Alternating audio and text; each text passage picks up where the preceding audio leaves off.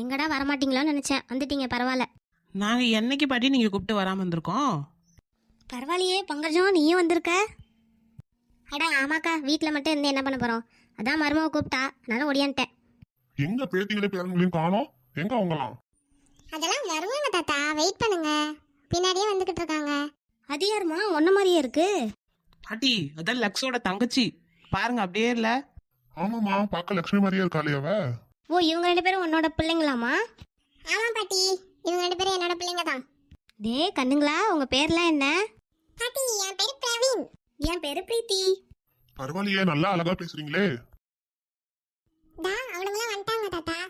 அடடே, எல்லாரும் வந்துட்டீங்களா? வாங்க வாங்க. தாத்தா பாட்டி எப்படி இருக்கீங்க?